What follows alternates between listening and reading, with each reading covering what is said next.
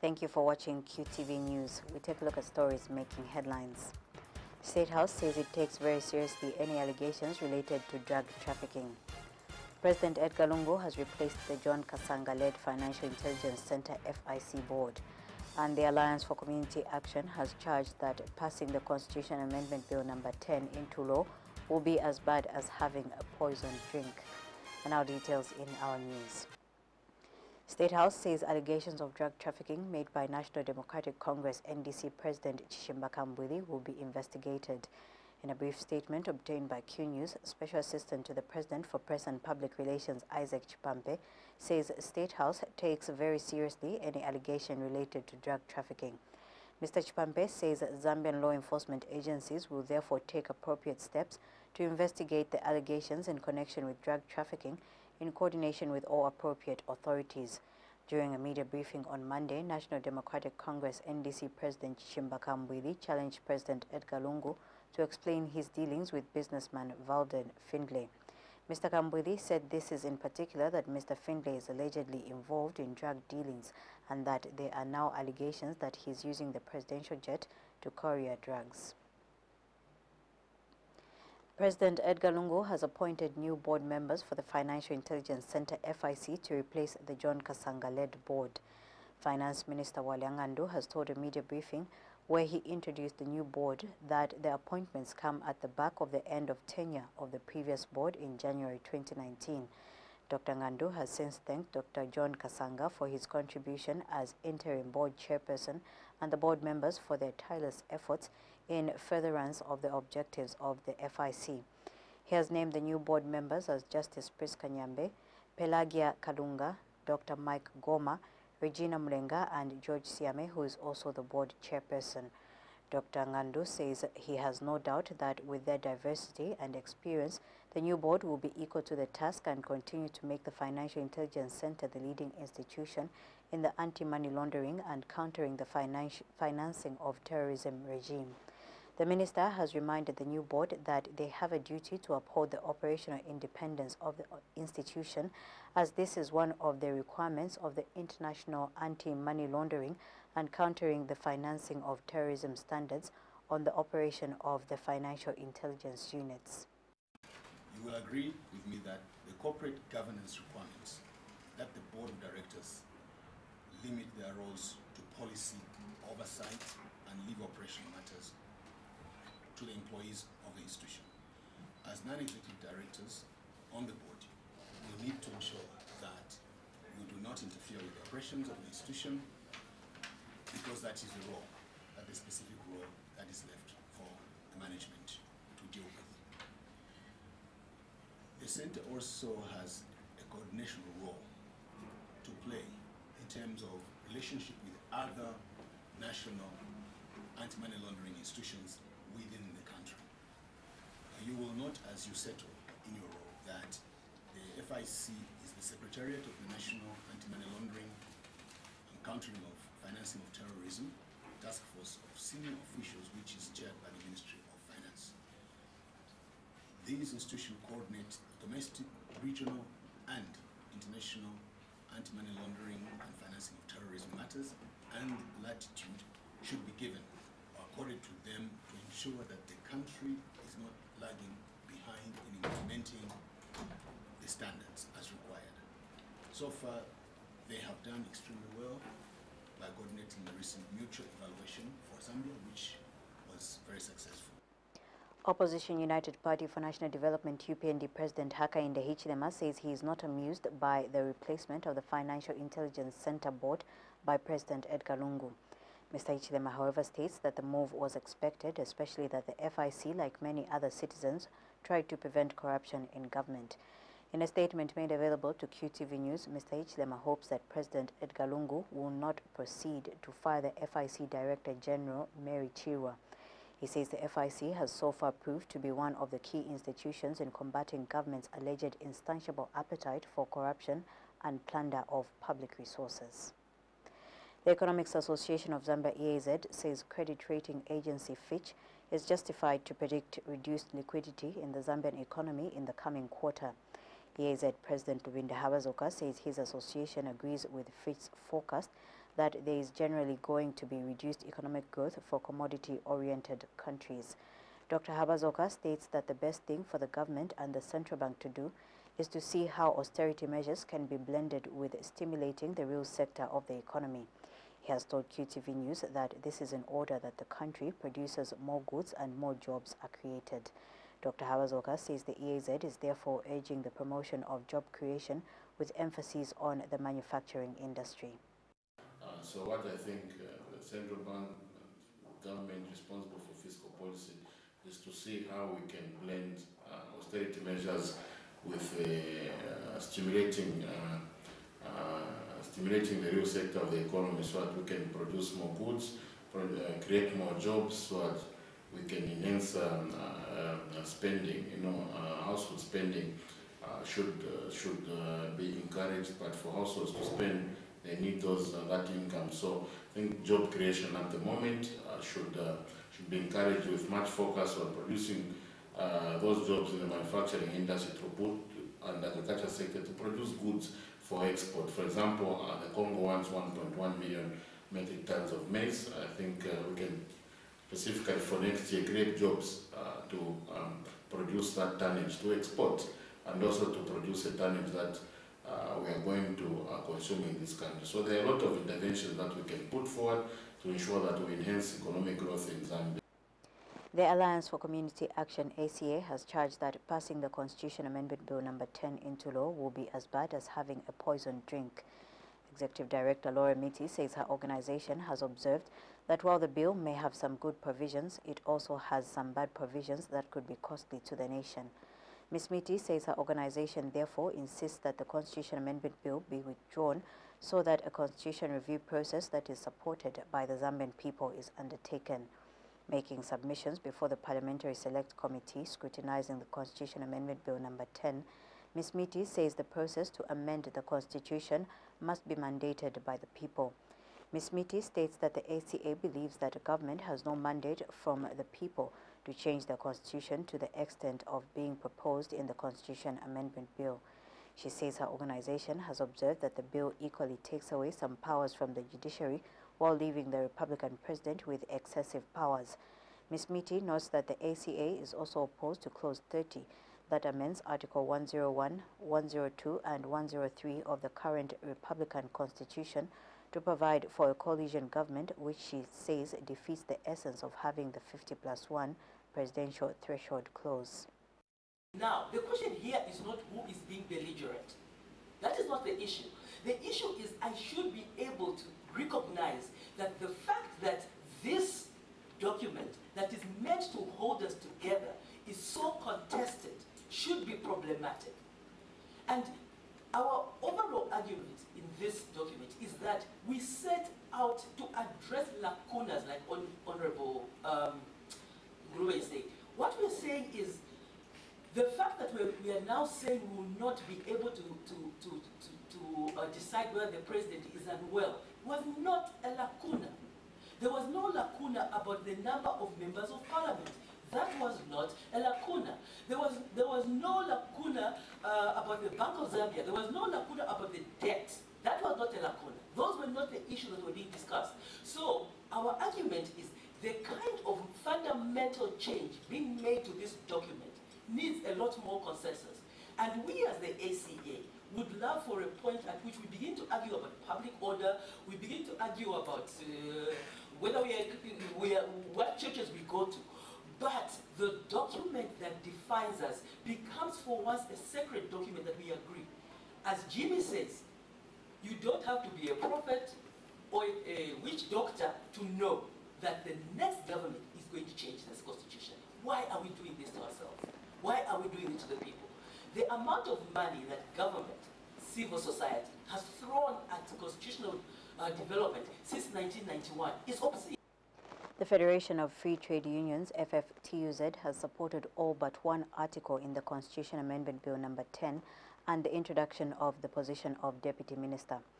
FFTUZ President Chingati Msiska says his federation is opposed to the deletion of Article 189, Cap 2, which provides for the payment of pension benefits.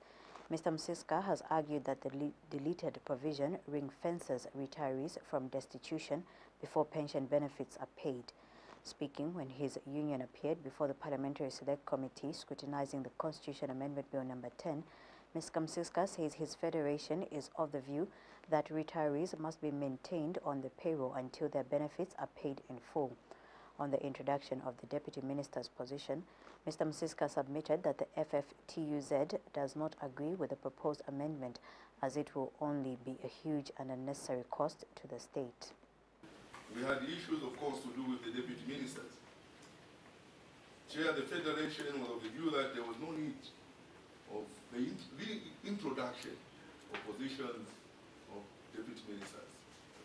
We represent the workers' aspirations and, of course, the workers' views, the workers' welfare. And most times you find that, you know, the government is on record of bringing in these, even the current austerity measures.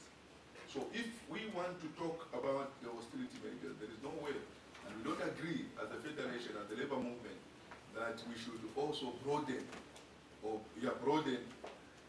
cabinet, as it were, despite obviously the understanding somebody would say, no, these are not part of the cabinet, but obviously there will be some resources of some kind that are going to be spent on these office bearers that are going to be created. So we feel, going forward, let the Deputy Minister's position remain as it is, and the introduction would not be supported by ourselves as a labor movement.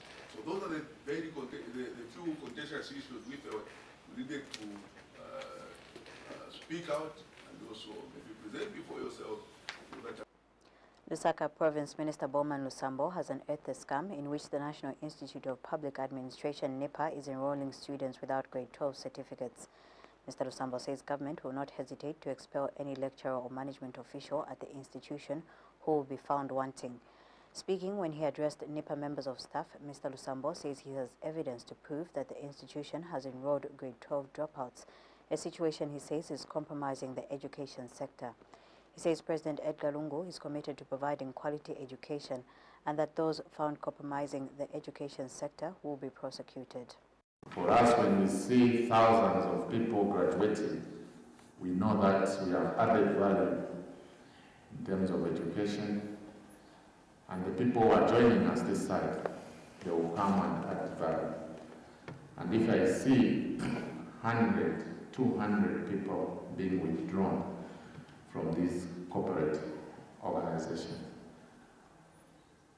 it makes me sad.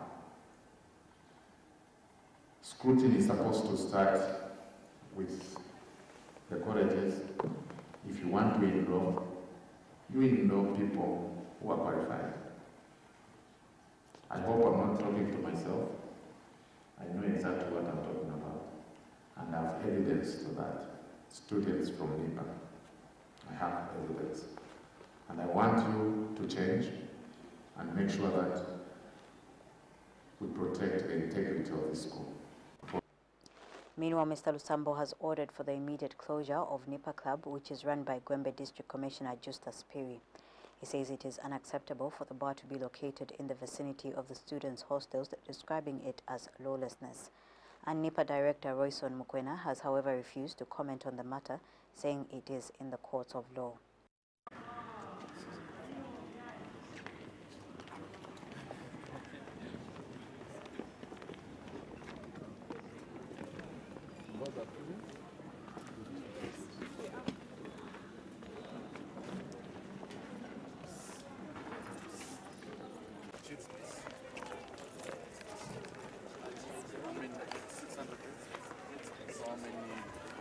I want to instruct you, Director, to close that the club immediately, and if you find any resistance from the person who's renting, the Deputy Permanent Secretary, together with your colleagues, the council, I think you move in and make sure that you close that to the club.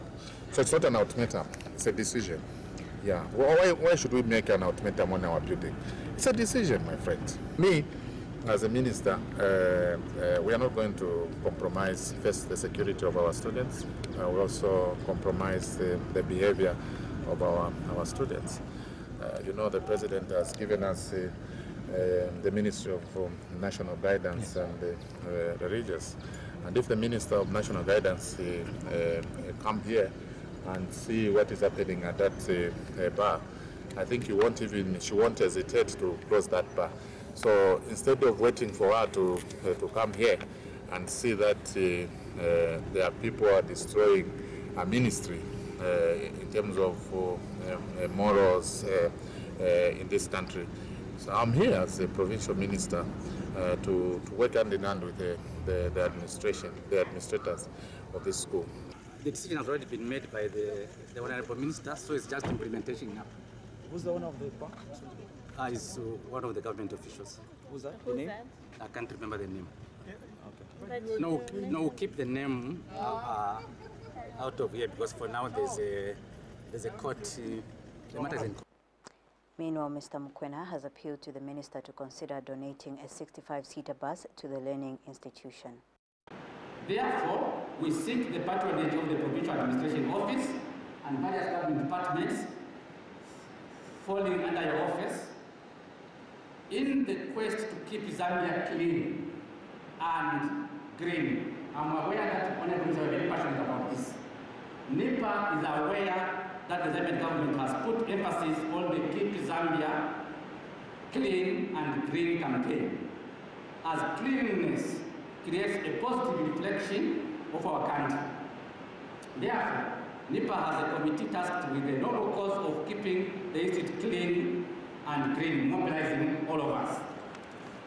It would be an honor for you, Honorable Minister, to join us on the day and time convenient to you during one of our monthly cleaning exercises. Honorable Minister, in order to improve service delivery, the institution would like to appeal to your office to consider donating a 65-seater bus. We are in that need of transport as we move our students from Bangalore campus to the main campus and back to Bangalore for classes. I think we have an old bus which is over 10 years old. Health Minister Chitalu Chilufya says President Edgar Lungu's state visit to India last month has started producing dividends. Dr. Chilufya says India has responded expeditiously to the need to second medical lecturers and specialists, mainly at Levi Mwanawasa Medical University. He says this is in line with President Edgar Lungu's agenda for universal health coverage through human capital development. Dr. Chilufya says Zambia will always be ready to work with India as it is advanced in medical equipment, technology and pharmaceutical industry. Speaking on arrival in India, where he was received by Zambia's High Commissioner to India, Judith Kabijimpanga, Dr. Chilufya says President Lungu has placed a premium on global health diplomacy, public health security and pharmaceutical supply chain through collaboration with countries such as India. And Mrs. Kabijimpanga says Zambia stands to benefit greatly if it increases high-level visits to India, especially in the area of health.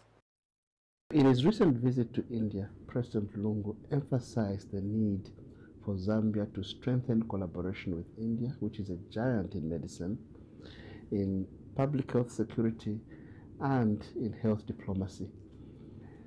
We therefore are here to conclude on the matters that were in the Memorandum of Understanding, and that spans pharmaceuticals, human capital development, equipment. Therefore, the complexion of the team that is visiting Your Excellency is speaking to the items that are in the Memorandum of Understanding. We are grateful that you've managed to come as a follow-up visit to our President's official visit when he came.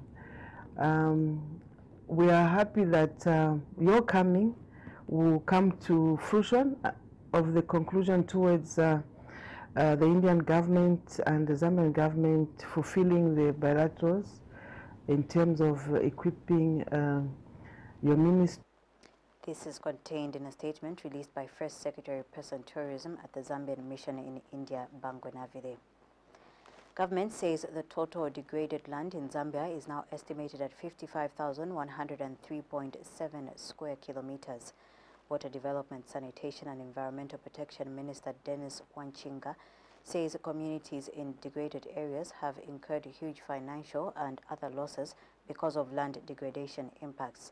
Dr. Wanchinga says the situation of drought has not only become a common phenomenon, but has also continued to increase in frequencies and intensities. He says this has been worsened by the increases in temperature and occurrences of flash floods in areas that are supposed to provide relief to drought-prone areas. The minister has noted that climate change impacts are getting more severe, urging countries that have committed resources to honor their pledges. Dr. Wanchinga has assured the UN that Zambia is ready to accelerate activities under the UN Convention, but that the available resources cannot support upscaling. This is contained in a statement released by First Secretary, Press and Tourism at the Zambian Mission in India, Bangwe Navile. Zambia also is committed to the idea that the commitments which have been made by developing countries should be honored, and is also committed to the enforcement of these agreements. Mr. President, Zambia as a country, we are committed to the implementation of the tenets of the Convention, and we have demonstrated this commitment efforts by the land degradation neutrality efforts we have been making.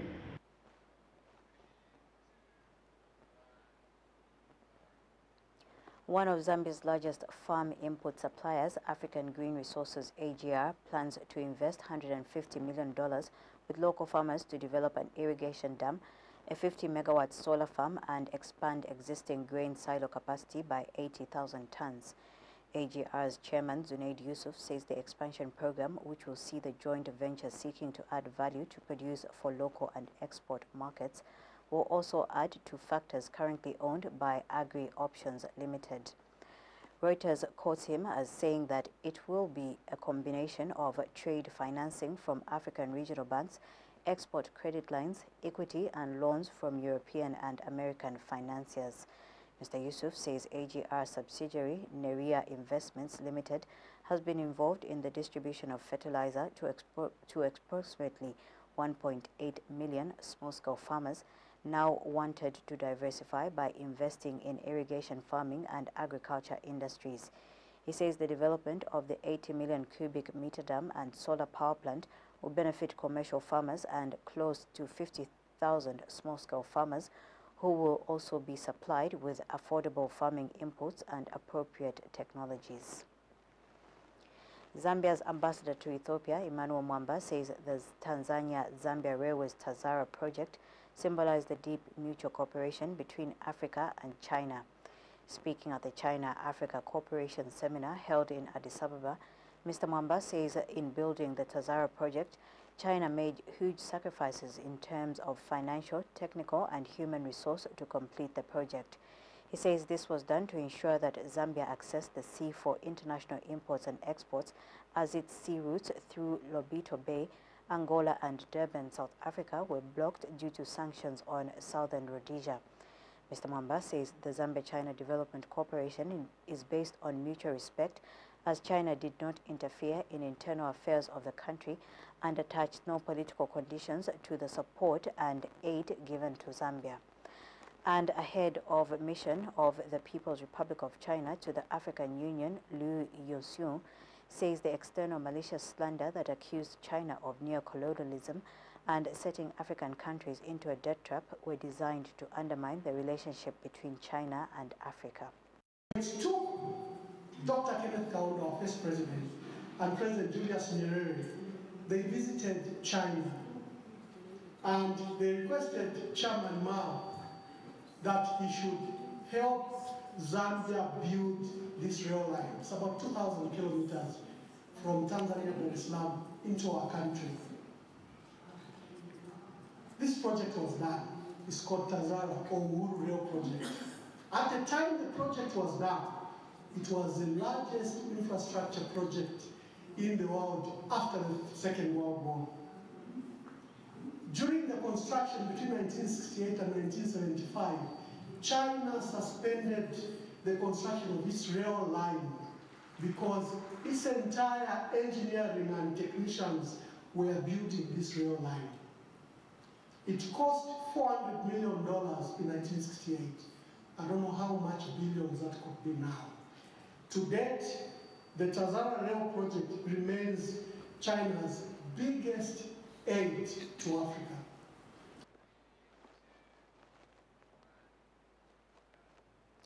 To end the news, we recap on stories making headlines. State House says it takes very seriously any allegations related to drug trafficking.